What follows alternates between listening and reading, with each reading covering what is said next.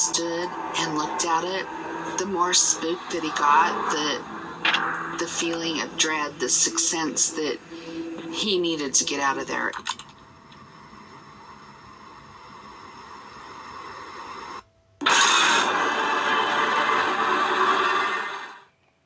Hello everybody, welcome back to Screenstars. I'm here today to bring you my review for the 2021 found footage horror film, Horror in the High Desert. The film is written and directed by Dutch Marish, and it stars Susie Block, Eric Menzies, David Morales, Tonya Williams-Ogden and Errol Porter.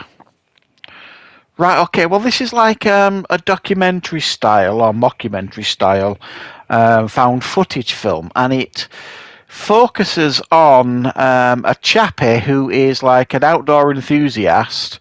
He goes, you know, he's got his own blog and stuff, quite a popular blog. He goes out and, you know, does like these survivalist trips and, you know, posts everything that he does, and, you know, it's very popular, it does very, very well.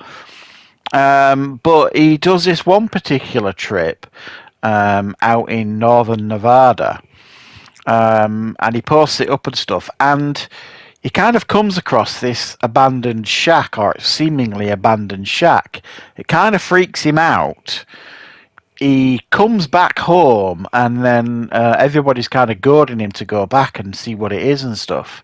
So he ends up going back, and then, as these films usually end up, he ends up going missing.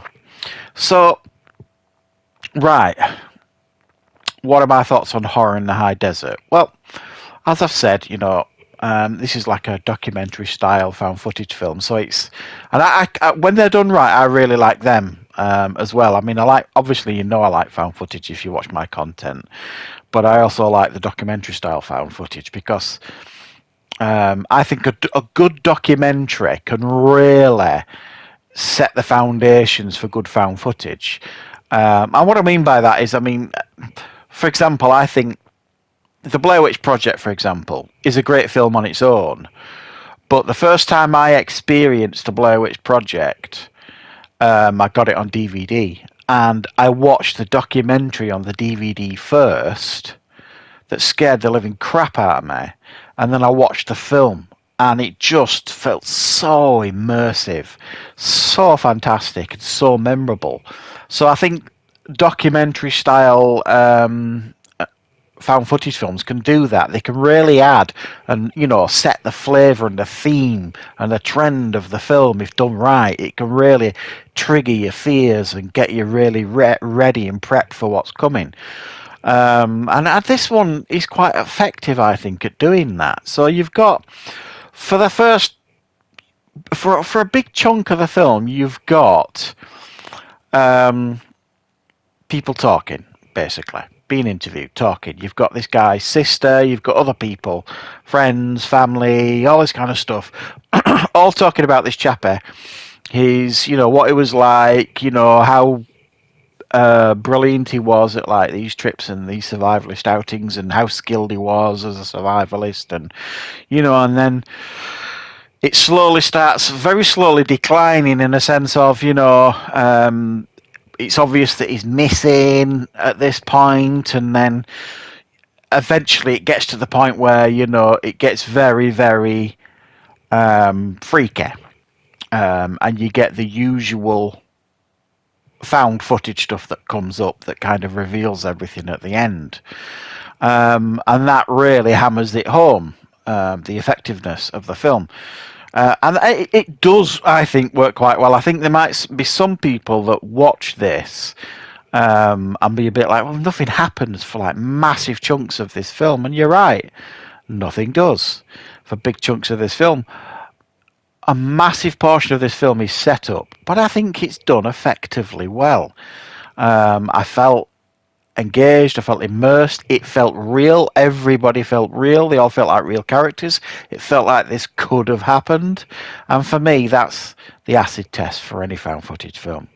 You have to believe that what you're seeing is real and genuine, even though you know it's not.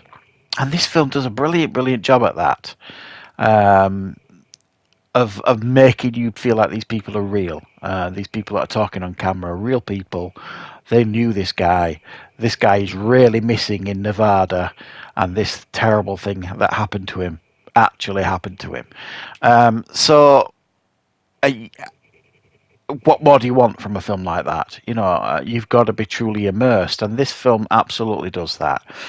And it really helps as well that the last 15 minutes of this film, something like that, are very, very tense. Um, yeah, very, very tense indeed. You know what's coming. It's the usual, camera in the dark. What's out there? Oh my God, what's that? Run, quick, get away. Panicky breathing. Oh, it's over there again. Quick, run, get away. Firing aimlessly into the dark. That kind of stuff. Full on panic. And that's, for me, the hit that I want from a found footage film. And I think this film really does get that part right. So I mean, it doesn't redefine the genre. It doesn't do anything quirky or different with it. Those can be my favourite type of found footage films, the ones that just kind of tick all the boxes, do it the right way, and leave you at the end of the film kind of with a big impact. And this does that.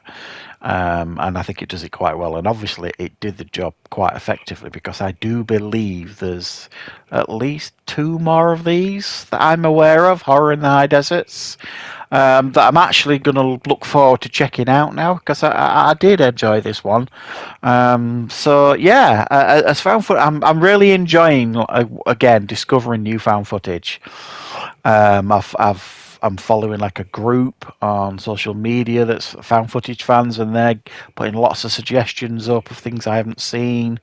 There's loads of found footage films on streaming services that I've never seen that I'm kind of putting in my watch list and stuff. So again, guys, this is going to be a year where I try and focus heavily on quite a few more found footages, because I just find them so enjoyable, and I just a lot of fun to watch. I know they're not for everybody, but you guys know, if you're watching this and you are a fan of found footage, you know how effective they can be when they're done correctly. And this one is up there for, this would have been made really for peanuts when you actually look at it.